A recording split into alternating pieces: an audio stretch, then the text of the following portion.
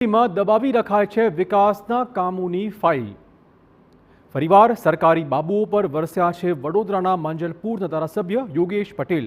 Collector કચેરીમાં ભ્રષ્ટાચાર મામલે સિનિયર ધારાસભ્ય યોગેશભાઈ પટેલે સ્ફોટક આક્ષેપો કર્યા છે। તેમનો આરોપ છે કે કલેક્ટર કચેરીઓમાં એને પ્રીમિયમની ફાઇલો દબાવી રાખવામાં આવે છે પૈસા ખાવા માટે। ભ્રષ્ટાચાર કરવા કલેક્ટર કચેરીમાં ધંધા થઈ રહ્યા છે। ફાઇલમાં ક્વેરી કાઢી અધિકારીઓ પૈસા ખાવાના ધંધા કરે છે। આ ઉપરાંત ફાઇલ દબાવી નાગરિકોને ખોટી રીતે હેરાન કરાતા હોય છે। કલેક્ટર પાસે 1370 ફાઇલ આવી, જેમાંથી 1179 નકારાત્મક કરી હોવાનો દાવો યોગેશ પટેલે કર્યો હતો।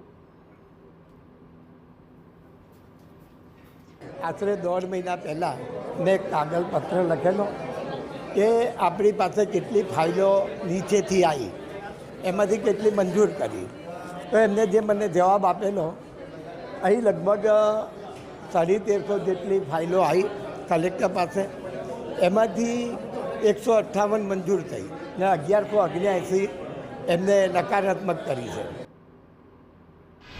તો વડોદરા કલેક્ટર કચેરીઓમાં ભ્રષ્ટાચાર મામલે વડોદરાના માંજલપુરના એમએલએ યોગેશ પટેલ મેદાનમાં ઉતર્યા છે, ત્યારે તેમના સમર્થનમાં વડોદરા જિલ્લાના સાવલીના ધારાસભ્ય કેતન ઇનામદાર પણ જોડાયા છે।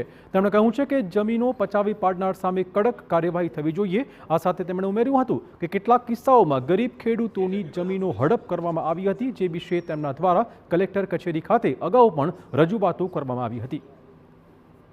હાલમાં અમારા જે સિનિયર ધારાસભ્ય આદરણીય યોગેશ કાકાએ જે મહેસૂલ વિભાગની વાતને લઈને માન્ય કલેક્ટરશ્રીને પત્ર લખીને જે અત્યારે રેવન્યુ ડિપાર્ટમેન્ટમાં થઈ રહી ગેરરીતિઓ અને અત્યારે જે ચાલતી પરિસ્થિતિને વાકેફ કરી અને જે તપાસ માગી છે, એ તપાસને હું પૂરેપૂરું સમર્થન આપું છું।